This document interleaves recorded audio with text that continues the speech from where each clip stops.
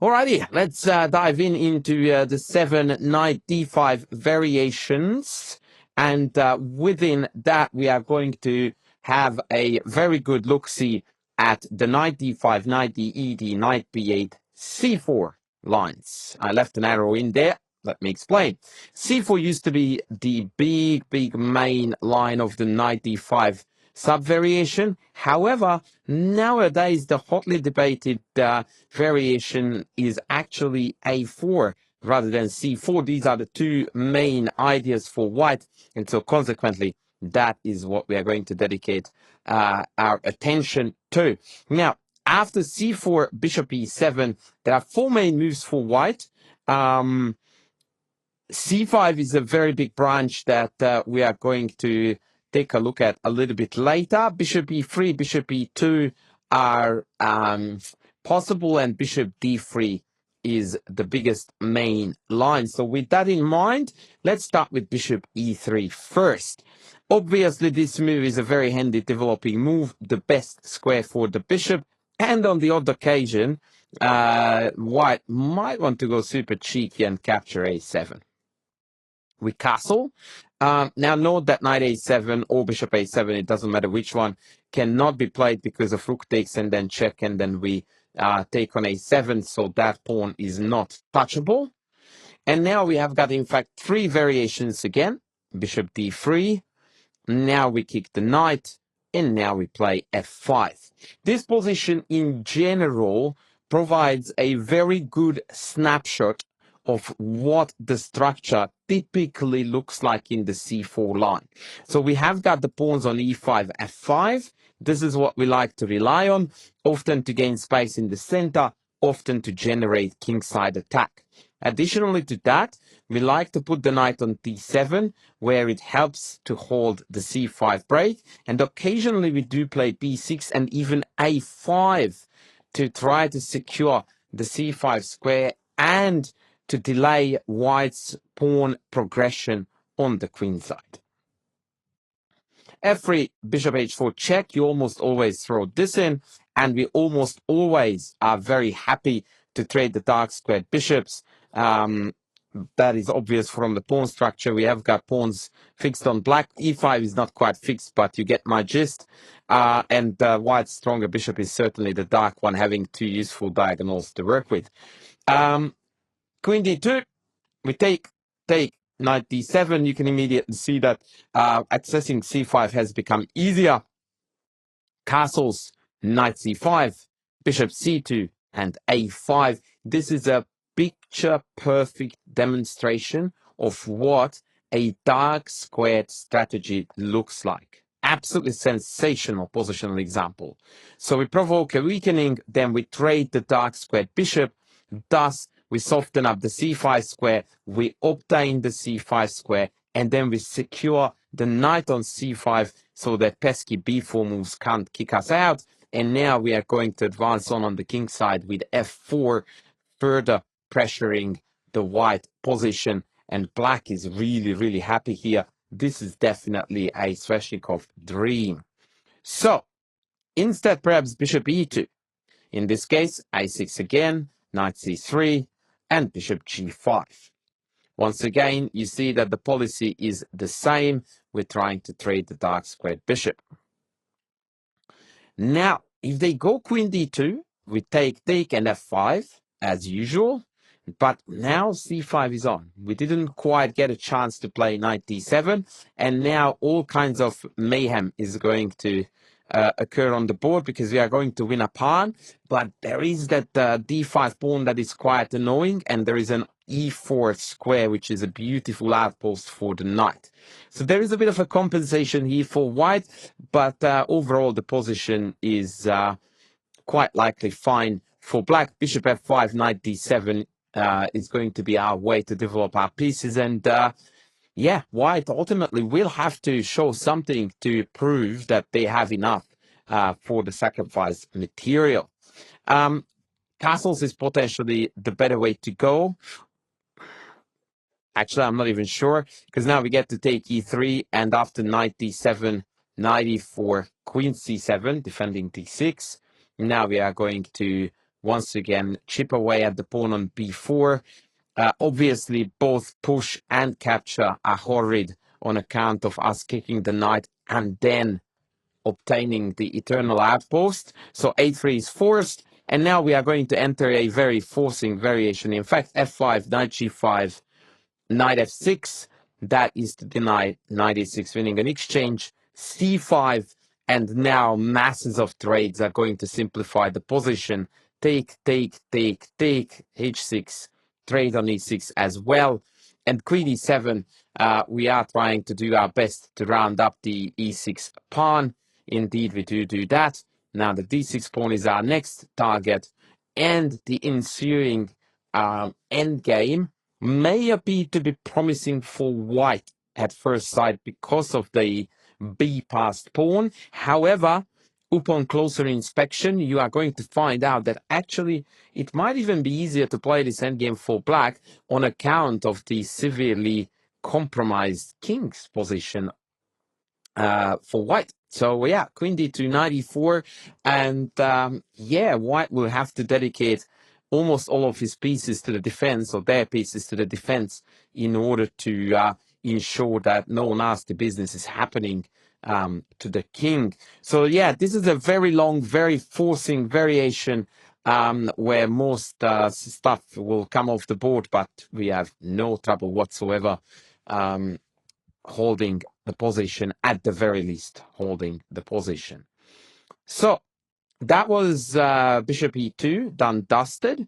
And so now we are going to look at the final line, sub-variation here, queen d2, which is cheeky number 2, because now the check has been cut out, and so a7 is actually hanging.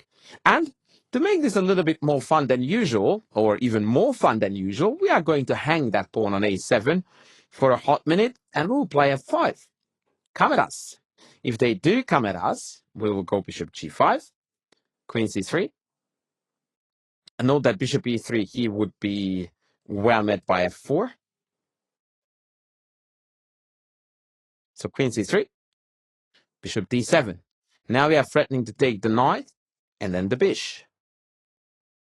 So capture is forced, and this is where things are going to get chaotic. Instead of taking on b8, we take b5. Now they go rampant with the bishop, and before they would take up e5 bishop, they sacrifice their own to take a pawn down. But even here, now we're going to see again a case of extreme lag in development. Only piece out is the queen. Everybody else for white is at home. Bishop a5 is already a game-winning threat. And note that a3 is not even going to cut it, because after bishop a5, b4, we can simply take and take again, and in the end, the rook falls. And so consequently, after bishop d8, we have got an absolutely marvelous position where white is in severe trouble due to the insecurity of the king. So bishop a7 is an adventure white should never undertake. g3 is an interesting idea here. I'm not a big fan of it though, because after a6, knight d7, we have got this very handy e4 push. And once we plonk a knight on e5, it now is going to attack a lot of tender white squares and pawns. So this doesn't look like a very fortunate choice by white by any means. So finally, main line, f3. I think this is typically the best way to handle the 2 pawns on e5 and f5. It's non-committal, yet it allows white to survive any kind of pawn pushes. Bishop h4, modus operandi, trying to provoke g3. If bishop f2, then we trade, and now the knight goes to a6. Why? Because knight d7 obviously allows knight d6, and we want to go to c5 anyway, so it shouldn't matter which way we get to our destination. Rook b1, that move prepares b4 once the knight lands on c5. e4, trying to blast the position open against the king in the middle. Notice how many times, by the way, already we are only on chapter 3.2, and I have already shown you so many variations where we caught the white king in the middle of the board, utterly exposed to the fury of the black pieces. That's why we all love the Sveshnikov. F4, trying to keep everything closed, and E3, of course, saying, nah, let's open it up. Now, they can't take on E3 because of rook E8, but now after knight C5, black has a vicious initiative. Know that now the knight can travel on toward D4 in case it gets kicked by B4. So white is in a world of hurt here as well. So after bishop H4 check, it means they need to go G3. And then we play F4. This is another motive to remember. Now we are tenderizing G3, E3 at the same time. And my arrow drawing skills. Bishop F2, and then we pull back, again creating a new threat. Now the threat is F takes G.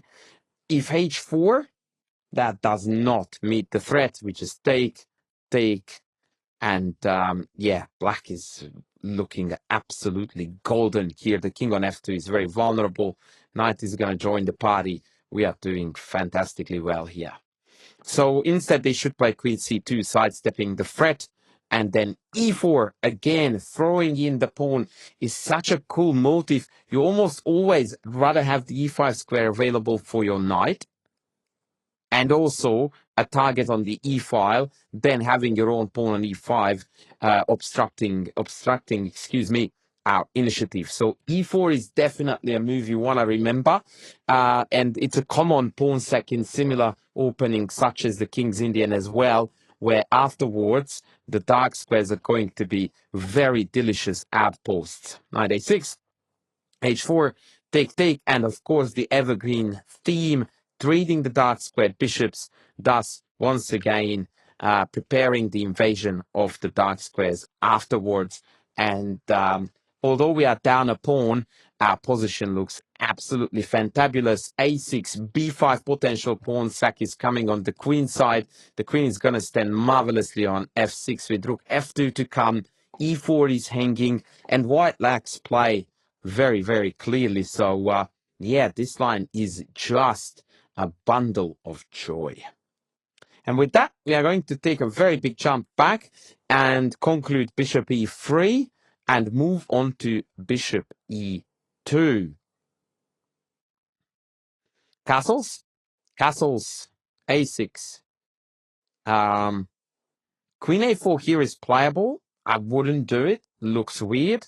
And again, the pin fiesta is looking very concerning for white here. Queen a3. And now we have got two variations, in fact. We can go bishop takes b5, or we can play the cheeky knight c6, bc, ab, queen g3, take, complicated business. We are up a pawn, though, so it's only complicated to get here. Once you are here, we are very, very happy. The alternative is to take with the bishop on b5, play a5, and have a full dark squared blockade with knight d7, b6, and knight c5. Yeah, I guess it's a matter of taste as to whether you want to have an extra pawn, but maybe white has a tiny amount of counterplay, or you prefer some strategic and static pluses like the c5 outpost and the double b pawns for white. Either case, we are doing great. Queen a4 is really not a dangerous move here at all. Knight c3 by all means needs to be the move. f5. And now we have got a plethora of moves for white here, starting with f4, knight d7, and this is again the most common plan. We follow bishop f6, knight c5, yeah, or alternatively bishop f6, take on f4, and then play bishop e5 or knight d5 even. So dark squared strategy again at its finest. Let's see, bishop f6, if queen d2, b6. Fixing the c5 square, a5, you have seen this already, and now when we provoked all of these moves, we go in for the trade, we go in on e5. Now c4 is a bit tender, c5, take, and again, a giant trading sequence, a lot of stuff is coming off, and although white is posing some dangerous threats with the pawn on d6, I think we are going to be fine here with the two bishops on the long diagonal, extra pawn. Knight g6 may be a plan after which we can go after the dark squared bishop, but we can also plant a bishop on d4, disconnecting the queen from the passer on d6. Exciting, sharp play. Again, this is why we choose the Sveshnikov. If instead of queen d2, rook c1, also very logical, we again play b6. You can see that this is almost always played b6, a5. It is just the type of stuff you want to put in order to ensure that we do our absolute best to hold c5 and potentially to eke out the c5 outpost for the knight. a3, take, and now we landed an a file for ourselves. Take, knight e5, and yeah, similar story. c5 is playable again, extra pawn again, but after knight f7 with the subsequent bishop d4, black is fine again. So yeah, queen d5 forced, bishop d7, take, king h8, and now rook a5 is likely to come. Yeah, it is a hot debate whether the d6 pawn is a strength or a weakness. I think it sits somewhere in between, where we won't necessarily be able to over-attack it, but what will have to dedicate too much army to the guarding of it. And so I think it's some kind of a dynamic equilibrium. This appears to be the best line for white in the bishop e2 sub-variation. So that was bishop e2, f5, and then f4. Now let me have a look at rook b1. This is more of a queenside kind of plan with b4. You might wonder why not b4 right away. The reason for that is because if you go b4 after a5, there is no a3. It's very important to remember this idea, because after ab, there is no recapture on the a file. Hence, rook b1 first, preparing b4. We go e4. We obviously want to step up onto the long diagonal. b4, bishop f6.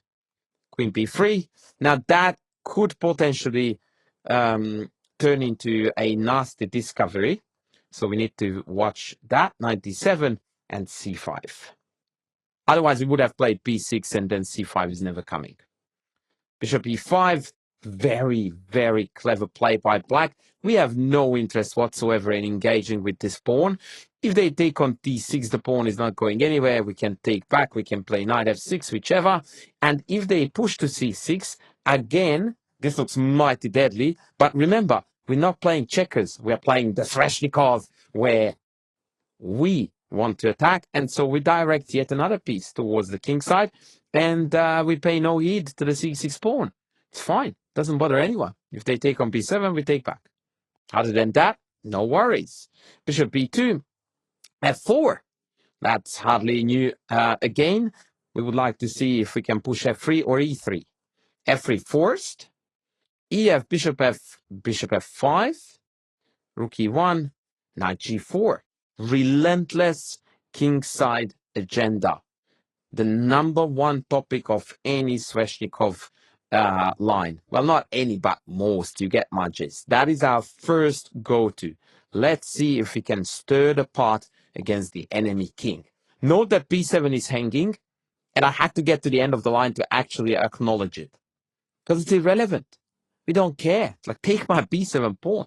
Thank you. Just made my life easier. I will take back, and then I can swing across here, push in f3, and go after the ultimate target. And by the way, this is a beautiful summary of the Sveshnikov, where white almost always manages to find something to annoy us with, and something that looks quite intimidating, like this far advanced pass pawn on the queen side. But our play is almost always on the enemy king, right? And so if they succeed in creating a pass pawn, yeah, major nuisance. If we succeed up there, it's game over.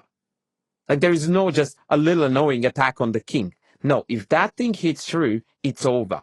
And that is always, in my opinion, a psychological advantage of being the Sveshnikov player that the target that you are hitting, if you get there, you won. The targets usually our opponents try to hit against us. Yes, they do hurt. Yes, they can beat us in a chess game with that for sure, but that's always the less important one. So they have to play a much finer balancing act of when to hit, when to defend to ensure that they will be fine. Whereas for us, if we hit and we hit hard, bingo. All right. We looked at rook b1, king h1, prophylactic move, not a fan. I don't necessarily see the point. We are just going to play the exact same setup with bishop f6, take on f4, put the knight on e5. For most intents and purposes, as far as I'm concerned, we just lost a meaningless tempo by playing king h1. We are going to play bishop d7, rook c8, knight g6, trade the dark square bishop, bring a queen, checkmate when allowed. Happy Sveshnikov days. B4, I already showed you what that did, not a lot because of a5. And the final move we would like to look at is f3. Now, this is a bit funky because it makes more sense if it's combined with the bishop on d3. Because then both of them are covering e4. As it is, it makes me feel a little bit, I don't know, awkward for white because the two moves just don't line up. So typically with bishop on e2, you would rather want to go f4. Which is a move we have already looked at. That makes sense, but f3 is just yuck. But I will show you. Knight d7, rook b1, bishop g5. Trading the dark squared bishop, as it is our business to do. b4, b6, you know the drill. And same story. Trade the dark squared bishop, play a5, obtain the a file, and then just go on the king side.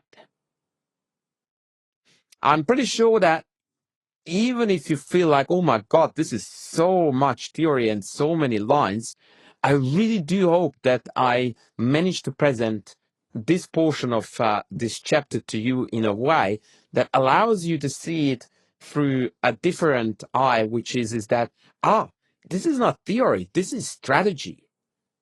We do the same stuff in every line, more or less. So even if I forget the exact line, I can figure it out because the strategy remains identical in almost every variation. Dark square bishop trade, holding the c5 break, playing b6, playing a5, playing f5, kingside attack. These are our main themes, and these are also our main moves. So I really hope that I have you on board with this idea that knowing the overarching plans is almost more important at times than the precise move orders, because from knowing the ideas, you can always figure out the move orders. All right, so now we are going to go all the way back.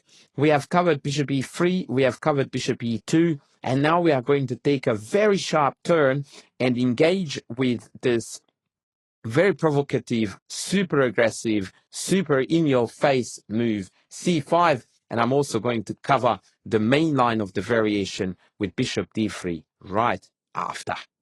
So, as I promised, we are going to now move on to a different line, which is going to be the c5 one, and that's not this c5, but the one that lands on us, so to speak, after ed, knight b8, c4, bishop e7, and c5. This is a very important side variation, and that's the big hoo-ha about me announcing it like that, because this can catch you a little bit off guard too. If we are not very well prepared against it, it may look more intimidating than what it actually is.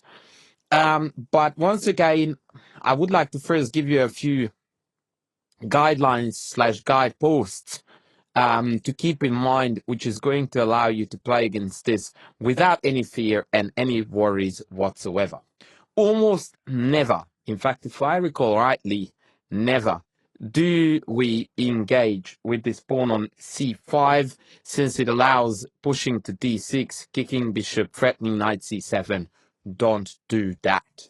Instead, more or less the best you can do is to ignore c5, because it doesn't really pose any immediate threats. And on that note, a very important thing to understand is that typically the trade on d6 is not that bad for black at all. The d5 pawn is going to be passed, but it's also isolated and weak and easy to blockade.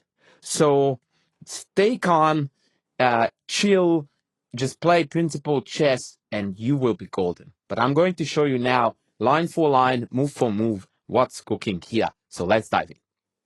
We castle, and now we have got 4 main moves for white, 4 developing moves, or 4 of them bishop moves. We are going to kick off with bishop d3. This is seemingly a blunder, because now it looks like we can take c5, but no, we cannot, because after c takes, they still have d6, which we can't capture twice, because in the end there is bishop h7 to pick off our queen, otherwise knight c7 incoming. Don't do this. Simply play against bishop d3, knight a6, and yeah, this in fact is our most common move and modus operandi, really, in order to provoke a capture on d6, which could be done with both pieces here. Knight d6 is bad though, because now instead of taking on d6, we can get an even better deal by taking c5 and then inserting this very cheeky and annoying check that basically means that white can kiss goodbye to castling, because if they play bishop d2, we take d3 first, and then we keep the bishop alive. And boy, oh boy, is white in a world of hurt. The knight on e7 is very, very problematic to keep alive. The king on f1 is vulnerable. It's all kinds of bad, really, for white. And so they should take with the c, bishop d6, and castles. Typically, white likes to wait for us to force this capture before committing to taking on d6. We go knight b4. Now they harass our bishop on d6, so we go after their bishop on d3. If bishop e4, f5. We have seen this f5 idea already so many times, I feel like I shouldn't even say a word about it, but yeah, that's our favorite move. One of our favorite moves anyway in the Sveshnikov. Take, take, take, and as the position simplifies, we are getting closer and closer to completed development and no problems whatsoever. Yes, the structure is a little bit broken, but the 2 bishops compensate us more than generously. For that, black is by no means worse here. Happy days. If after knight b4, they go to bishop b1, with the aim of preserving the bishop, we go queen d7, going after that knight, trying to provoke some kind of a trade. And now, if a4, then we go in with a6, take, take, rook e1, rook e8, queen h5, don't worry to just play g6, and complete development. And we have got a very healthy position. Now, granted, we are a little bit tender on the dark squares, but for the time being, they are perfectly covered. And also note that white is quite tender on d5. So now this is definitely a weakness rather than an asset.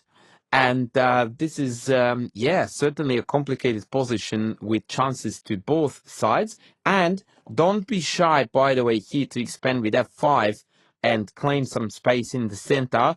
As long as we don't overextend with e4, allowing too many dark square diagonals to be too soft, we should be perfectly fine here.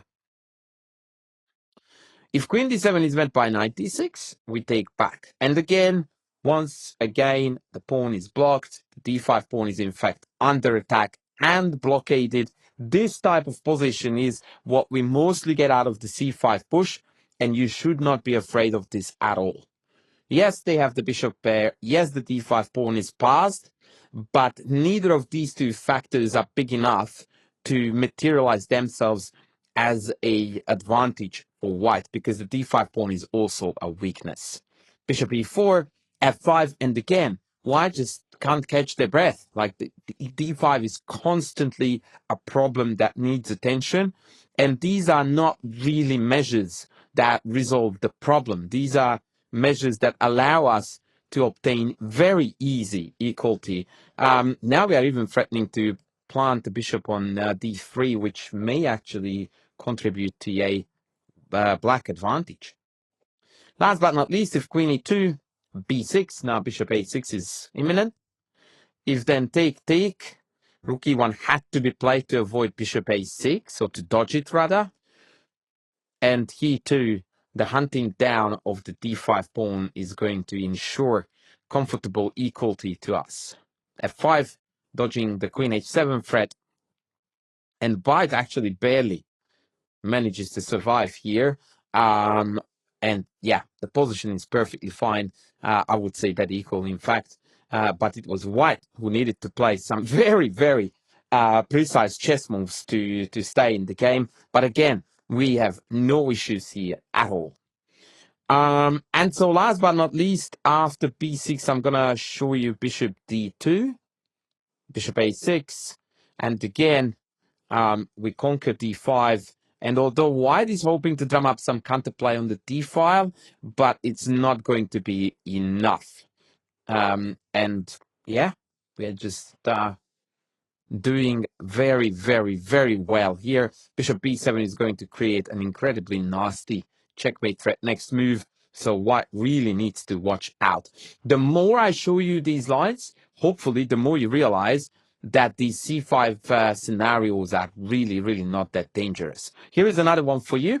We are now going to look at bishop e3, knight a6 again, trying to provoke the capture on d6, which does happen. We take back, and they take, and here we go for the 10th time. Again, queen blockades, knight is coming to c5, f5 push is coming. We have resolved the tension, and we are completely fine here. Rook c1, rook d8. Immediately pressuring the pawn on d5. Bishop c4, knight b4, pressuring the pawn on d5.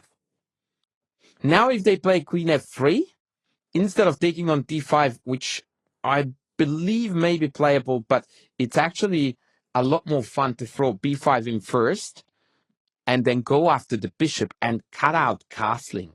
The evergreen theme that we have been seeing now for a while is that, yeah, we score tempo after tempo after tempo after tempo, and now white can castle, but g2 is hanging, a2 is hanging, knight d3 may be an extremely annoying threat, so you can clearly see that we are dictating the tempo of the game. The initiative is on our side. Happy days.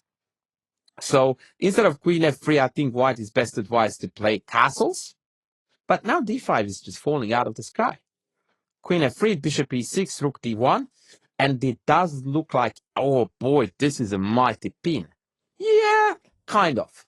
But we can actually dedicate a few more pieces to dealing with it. And once the pin has been dealt with, our one and only problem has been dealt with. And yeah, we are cruising easy. The bishop pair is irrelevant as knight e3 is threatened. And if allowed, and we can play f5, again, we might even take over the initiative. So bishop e3, no worries. Same goes for bishop c4. Here we are going to play bishop d7, a very cheeky move that threatens to play bishop takes b5, bishop b5, queen a5. So why is it that we are not playing this move against all the other moves played earlier? And the answer to that is because when we take on b5, we are hitting the c4 bishop as well. So it is a very, very clever way to exploit some tactical ideas. And if they take on e7, know that we can take and then check that bishop down on b4. That is a really cool tactical idea to keep in mind. Queen b3, if d6, you can just move the queen and protect the bishop, no problemo. Potentially, you could also go queen h4 here, by the way, and check it down via b4, but I think queen d7 is easier. And if queen b3, trade, knight a6. Same old, keep it simple. Queen can blockade on d6, the rook can slide to c8, kick off the queen on c4, and honestly, and I really mean honestly, I would pick here black every day of the week. And that, ladies and gentlemen, brings us to the final variation of c5, which is going to be bishop e2. Knight a6 again. cd, bishop d, castles, knight c7. Provoking the trade and also trying to undermine the d5 pawn. Take d6, we take back. Bishop f3, b6. Easy does it. Bishop goes to b7, rook goes to d8, f5 incoming. Happy days. Sveshnikov equals happiness. And so c5 is done dusted, and all I have left for you is the main line of the c4 variation with bishop d3, which is going to be easy peasy. Now we go back to our typical ways of playing: a6, knight d7, f5, and then b6 if need be, a5 if need be. You know the mantra. Now here we have got actually two lines to offer for black. I would like to show you castles. Castles f5, c5. And this is a slightly more annoying c5. And as such, I think that we should try to avoid this variation, because here now our development is quite backward, and white has got a lot of oomph here. Yeah, no, I'm not a fan of this. So in order to dodge this, we play a6 first, we kick the knight, and then we castle. This is the logical way to go. Castles, f5. And again, you know this. You have seen this already in this chapter already several times, and in the previous chapters as well. Two typical moves, f4 and f3. If f4, knight d7, we know this. g6, we know this too. Bishop f6, we have seen this as well. And again, the usual story, b6, a5, knight c5, incoming. We take on f4, we try to trade the dark squared bishop, and we are very happy. If f3 instead, no problemo, knight d7. If now bishop e3, you also know this trickery, bishop g5. Let's trade dark squared bishops. If they do so, we are happy. We keep the queens on. Queen d4 is now game-winning threat. Queen e3, knight c5. b4, take, bishop d7, and we have got a very healthy position. Note that c5 is not playable now because of the b4 pawn would be hanging. Otherwise, we can build up our usual defense on the queen side. And yeah, I actually prefer black here. No problems at all. And later on, we can pull the queen back and start lunging forward with the pawns on the king side as well. So obviously, this trade should be dodged. But there again comes queen f6. If now knight a4, queen h6. This is a new idea. We're trying to come in from here, but at times also provoking weaknesses with bishop f4 is a concept we can pursue. If queen e2, e4. Love this. Takes f4. We have seen this too. Knight coming to e5, pawn is coming to f3, attack, checkmate, happy Sveshnikov player. c5, 95. Let's go. Loving it. Loving it. This is, this is the moment when I feel like I want to go on screen too and play it right away. I'm so excited about chucking that bishop on g4, push that pawn to f3, mate. And remember, and I will say this again and again in this course, this is the very essence of the Sveshnikov, that we are getting run over on the queen side, but we are running them over on the king side. And guess where the kings are located? On the king side. So if we succeed, it's mate. If they succeed down here, they will win a pawn or two.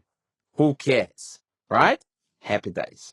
So c5, no bueno. Excuse me, queen e2, no bueno. c5 immediately is much more to the point. And even here we go, e4, bishop f4 now, g3, fe, bishop e4, bishop e3. So for the sacrifice pawn, now we managed to open up the f file, and the later on, the possibility of bringing the bishop, the light squared bishop, into the game is going to be meaningful as well. Take, knight e5, bishop g4 is a threat, knight g4 is a threat, king h1, bishop g4, very important tempo. Bishop f3, Rook f8. Oh my God, look at this position. All of our pieces are piling up on the king side against the enemy king. And we have got exactly 47 different threats. Really, really lovely chess. What a line. So much fun. Black has all the pressure here. Wow. Okay, so back. If instead of knight a4, which was really a naive move, queen c2, then we go e4 again, takes knight e5. I guess, can we go f4 here? I think f4 would be interesting here too, but maybe white has e5 with the idea of hitting us on h7. So I actually quite like knight e5 first, and if they take on f5, then we can consider take, and have a absolute field day with the two bishops. Whereas if bishop d4, then f4, and now we have achieved again our dream position, very much akin to many King's Indian scenarios. Note that at times we are threatening with such ideas as knight f3, picking off the dark squared bishop, and thus obtaining full dark squared blockade. So yeah, that's basically bishop e3 dealt with. Not really a handy move, so I think king h1 really makes more sense as per main line. But even here, we are going to come at our opponent with bishop g5, proposing the same dark square bishop trade. b4, a5. And now white has got a few options. Bishop g5 is quite feisty in terms of what we are going to do to white. We take back, and after knight b5, we take on b4. Now, knight d6, knight c5 is a scenario that you would want to remember as a beautiful blockade, good knight, bad bishop, in case they trade on c8. Whereas if they go to c7, a very adventurous line, then rook a3 is super, super cool. And knight a6 is just extremely strongly met by queen e3. And obviously white can't take on f8 because we pick off d3. And if the bishop retreats to let's say c2, we can just go rook f6. The rook can be actually quite useful on the 6th rank. Knight c5 is going to eliminate the knight, and we are perfectly fine.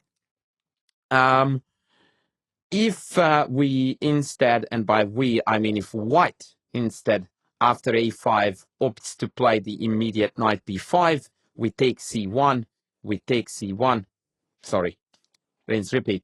We take c1, and then we take b4.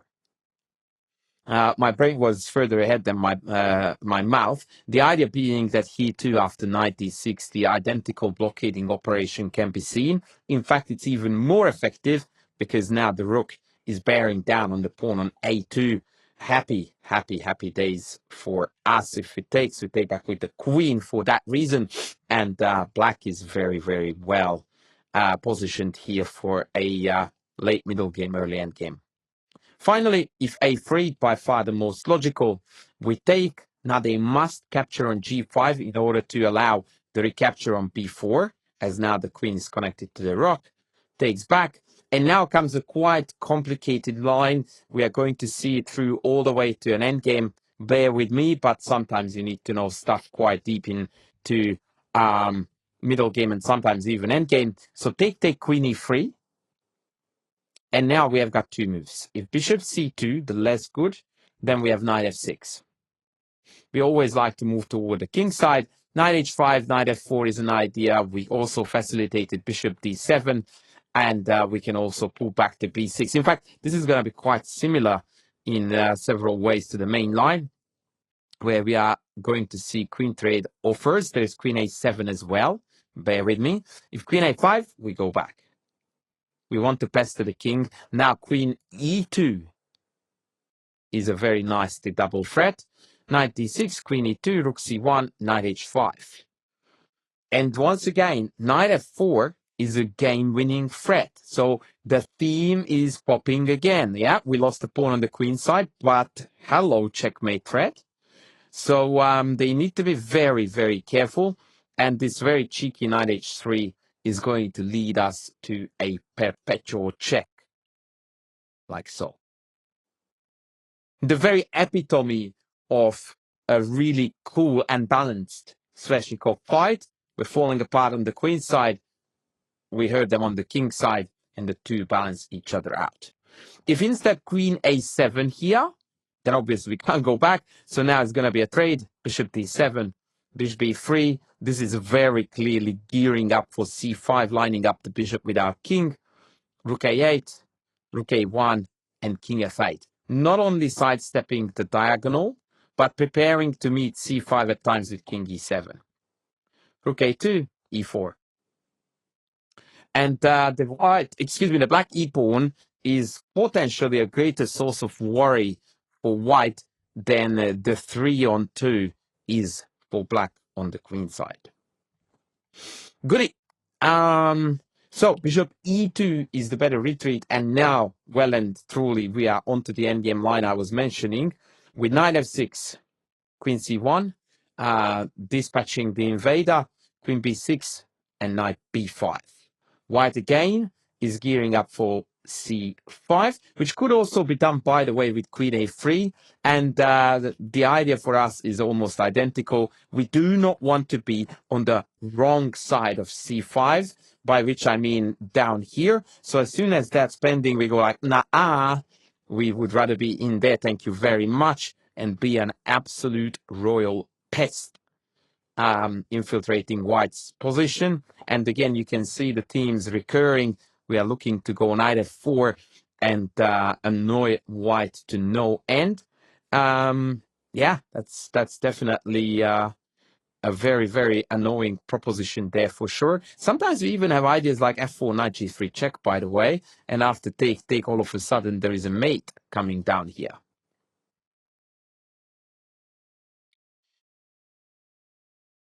No queen trade, thank you very much. We defend d6. We put knight g3 on the map. And we are happy as Larry. And that now brings us to the final variation. Knight b5, threatening c5 again. Bishop d7. Unfortunately, this is the one and only line where we cannot be on the right side of c5. But now we can create this surprising pin on the knight, which forces c6. And now trade city, trade. And we land ourselves in a endgame scenario, which is quite equalish. However, I am again team weakness rather than team strength when it comes to the b5 pawn. King f8, king e7 is handy. Rook b6 is a very annoying blockading move where after knight c4 we actually have rook b5. So overall, I think this endgame, whilst it's dead draw, or I should rather say very, very equal, is easier to play behind the black pieces. And friends, that is going to be the last word I will have to offer to you about the modern knight d5 with c4 variation of the Sveshnikov. And now we are going to move on to the even more modern knight d5 on the 7th move, but it's backed up with 9 a4 instead of c4, the very trendy line. Let's see what's in store for us in that one.